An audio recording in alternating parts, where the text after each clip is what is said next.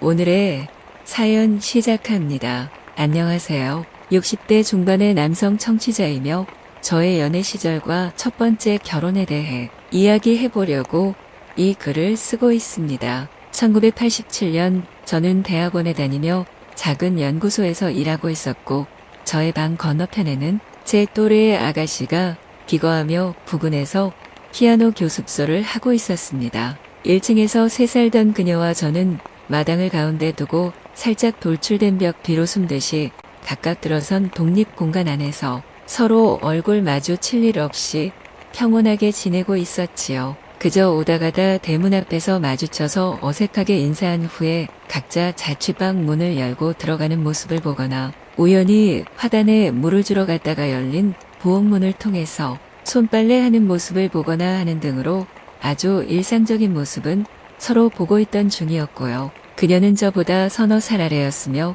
그때는 그 나이쯤이면 무처녀 취급을 받을 시절이어서 집주인 아주머니가 이리저리 혼처를 알아보려 애쓰고 있기도 했고 저와 엮어주려고도 했습니다. 아가씨의 피아노 교습소는 집에서 걸어서 한 10분 거리에 있었는데 저는 퇴근길에 그녀가 교습소의 마지막 수강생을 돌려보내고는 가게의 셔터 문을 내리고 돌아서는 것을 볼 때도 있었습니다. 그리고 우리는 어색하게 목례를 하고는 앞서거니 뒤서거니 하면서 골목길을 걸어 들어와서 대문을 지나 낮은 담을 사이에 두고 각자의 출입문을 열쇠로 열고 안으로 들어가면서 서로에 대한 약간의 궁금증을 가지기도 했지요. 저는 당시에 사귀던 여자친구가 있었기에 때때로 저의 자취방에 놀러오는 경우가 있었고 때로는 여자친구가 자고 가는 날에는 그녀가 차려주는 아침을 먹고 출근을 하기도 했습니다. 낮 동안 여자친구가 저의 빨래며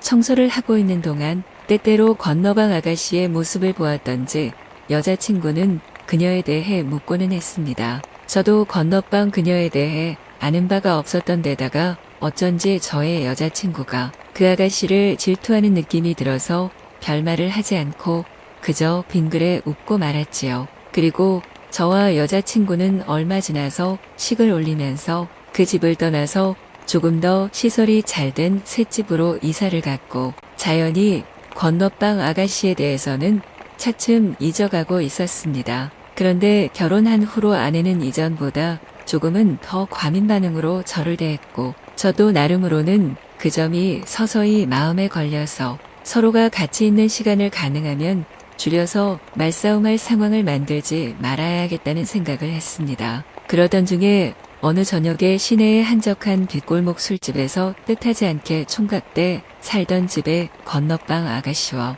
우연히 마주치게 되었습니다. 그녀는 제가 혼자 소주와 파전을 먹고 있는 바로 옆자리에 혼자 앉아 있었기에 서로 모른 척하기가 너무 어색한 기분이 들어서 제가 먼저 인사하고는 잠깐 말을 붙였습니다. 그녀는 아직 그 집에 살고 있다고 했고 피아노 교습소도 여전히 하고 있었으며 아직은 결혼에 대한 생각이 없는 것 같았습니다. 그 집에서 살면서 그녀와 숱하게 마주치면서도 한마디 말도 없이 그저 어색하게 목례만 하고 지나쳐 왔는데 그날은 합석해서 함께 술을 마시며 그간의 못나는 이야기들을 술김에 참 많이 나는 기분도 들었습니다. 아마도 그 이후에는 제가 결혼 생활에 대한 번민이 조금씩 자라나고 있던 시점이어서 그런 것이 아니었나 하는 생각도 들었습니다. 당시에 저의 아내는 시댁과의 불화로 저의 가족들과 사이가 점점 벌어지고 있었습니다.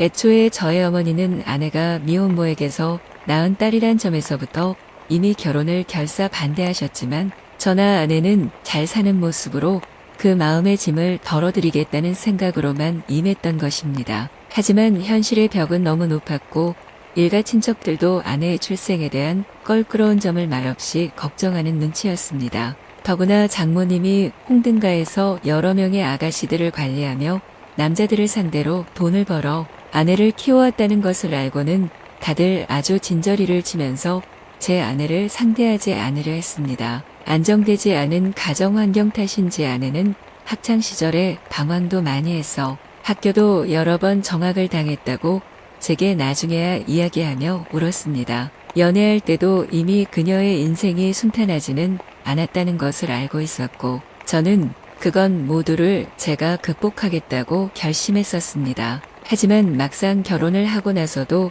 해결되지 않는 문제들이 우리를 자꾸 괴롭히고 있었고 그런 점들이 쌓이다 보니 어느 순간에는 아내가 저마저도 믿지 못하는 지경에 이르고 말았습니다. 제가 그녀를 얕잡아 본다고 생각하기에 이르렀고 결국에는 그것이 싸움의 원인이 되고 말았던 것입니다. 자신의 엄마가 그러했듯이 그녀 역시도 많은 남자들을 만나왔고 거친 세계를 이미 많이 겪어왔기에 평온한 남자를 만나서 조용히 살고 싶다는 갈망이 컸다는 이야기도 들었습니다. 아내와 제가 처음 만난 곳은 뜻밖에도 성당이었습니다. 그저 제가 옛날 자취방에서 가까운 성당에 다니던 중에 그녀가 나타났고 그러면서 우리는 점차 가까워지며 사귀고 결혼에까지 이르렀던 것입니다. 아내는 결혼 전에 저의 자취방을 드나들 때 건너방 아가씨를 흘끗 건너다 보며 많이 의식을 하고 있었다고도 했습니다. 그저 평범하게 자라서